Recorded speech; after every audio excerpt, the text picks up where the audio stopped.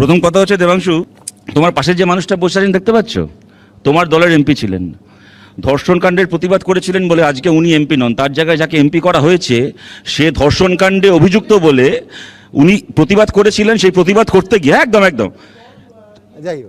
না উনি সেরেছেন ধর্ষণ কাণ্ডের প্রতিবাদ করতে গেছেন, দলের লাইনের সঙ্গে মেলেননি, এমপিশিপ ছাড়তে বাধ্য হয়েছেন। আজকে তিনি এমপি নন। তার জায়গায় যাকে এমপি করা হয়েছে সে ধর্ষণ কাণ্ডে অভিযুক্ত এবং তার বাড়িতে মমতা বন্দ্যোপাধ্যায় সিআইডি কে ছিল গ্রেপ্তার করতে, ঋতব্রত ব্যানার্জিকে।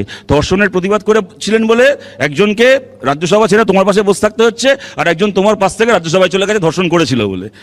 2 নম্বর কথা হচ্ছে আদালতের রায় আছে কিনা, আদালতের এই নিয়ে কোনো রায় আছে কিনা। ভাই, পরেশ অধিকারীর মেয়ে চুরি করে চাকরি পেয়েছিল, এটা আদালতের রায় কি রায় নয়?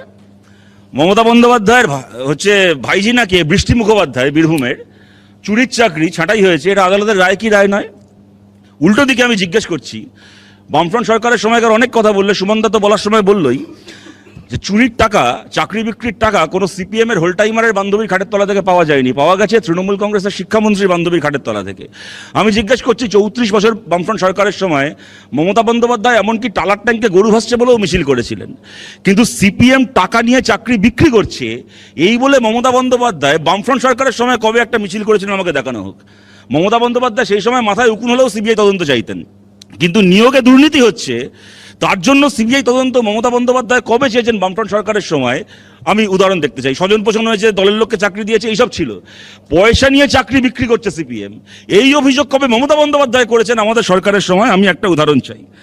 এর পরের কথা, সে প্রোটেস্টারদের সঙ্গে বৈঠক।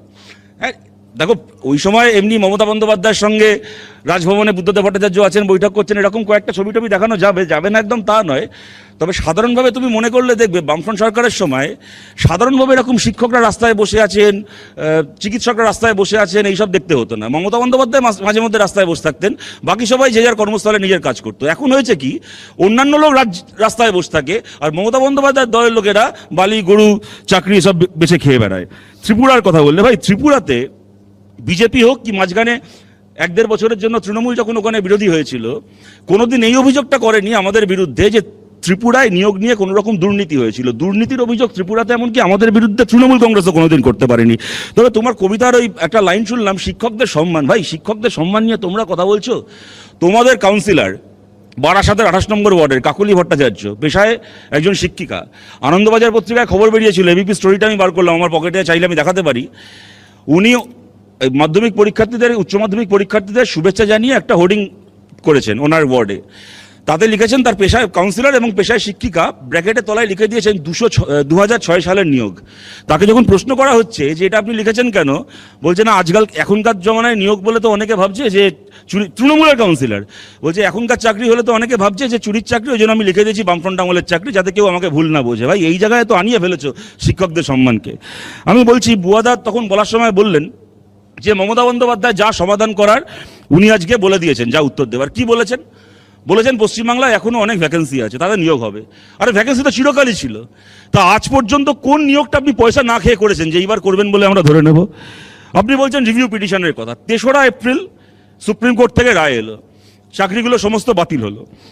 17ই এপ্রিল রাজ্যের সরকার কনসেন্ট অর্ডার দিয়ে দিল সুপ্রিম কোর্টকে। তারা লিখিতভাবে বলে দিল যে আপনাদের রায় আমরা মেনে নিচ্ছি, আমরা 31শে মের মধ্যে এদেরকে চাকরি থেকে টার্মিনেশন লেটার ধরিয়ে দেব। চিন্তা করুন, তারিখটা খেয়াল রাখুন। 17ই এপ্রিল রাজ্য সরকার কনসেন্ট অর্ডার একবার দিয়ে দিল। কনসেন্ট অর্ডার দিয়ে দেওয়ার পরে 3রা মে রাত্রির 9:28 এসএসসি আর রাত্রির 11:08 ওয়েস্ট বেঙ্গল গভর্নমেন্ট তারা অনলাইনে রিভিউ পিটিশন ফাইল করছে। কনসেন্ট অর্ডার দিয়ে দেওয়ার পরে রিভিউ পিটিশন, চ্যাংড়ামি হচ্ছে ছেলে মেয়েগুলোকে নিয়ে। কি দাম আছে এই রিভিউ পিটিশনের? আমরা আবেদন করছি, যদি সত্যি এরপরে সিঙ্গেল বেঞ্চ রায় দিয়েছে হাইকোর্টের, ডিভিশন বেঞ্চ রায় দিয়েছে, সুপ্রিম কোর্ট রায় দিয়েছে, এক রায় থেকেছে। এরপরে যদি আপনি আশা করেন যে রিভিউ পিটিশনে নতুন কোনো রায় আসবে, নতুন কোনো সিদ্ধান্ত আসবে, তাহলে নতুন কিছু দিন কোর্টকে, অন্তত একটা বাড়তি কাগজ দিন। একটা বাড়তি কাগজ কি হতে পারে? সেগ্রিগেটেড লিস্টের কাগজটা, চাল এবং কাকড়কে আলাদা করার কাগজটা, ওই কাগজটাকে নিয়ে যান সুপ্রিম কোর্টে, দিয়ে বলুন যে এর আগে আমরা দিতে পারিনি কিন্তু এখন আমরা দিচ্ছি।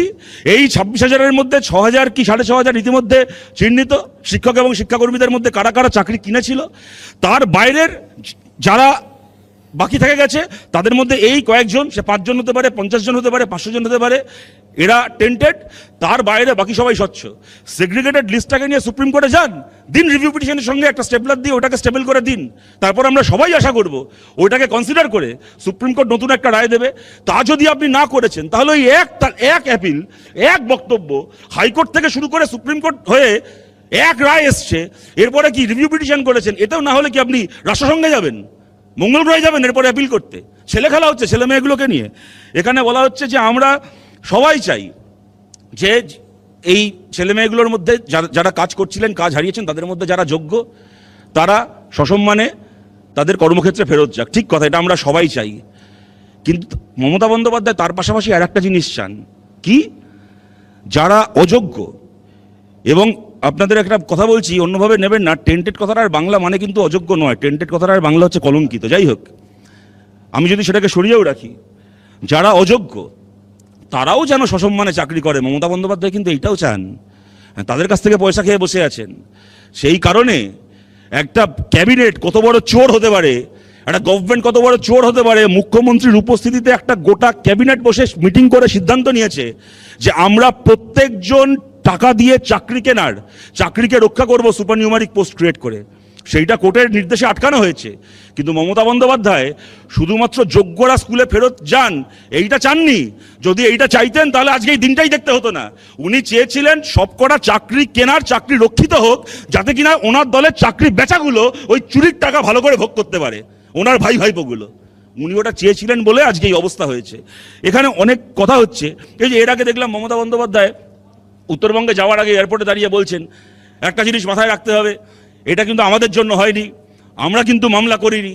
উনি ইঙ্গিত করছেন বিকাশ ভট্টাচার্যকে, অভিজিৎ গাঙ্গুলি সেই সময় যাচ্ছিলেন তাদেরকে, যে ইনি মামলা করেছেন, উনি রায় দিয়েছেন। আরে কে মামলা করেছে, কে রায় দিয়েছে সব তো বললেন, কে চুরি করেছে সেটা বলুন।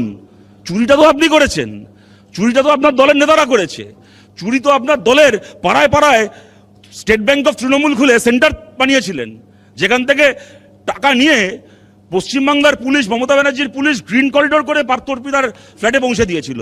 জানি না সেখান থেকে আর কোন কোন ফ্ল্যাটে গেছিল, কিছু ফ্ল্যাটে, কিছু বাড়িতে, কিছু নিকেতনে তো আবার সিবিআই যাওয়া বারণ রয়েছে।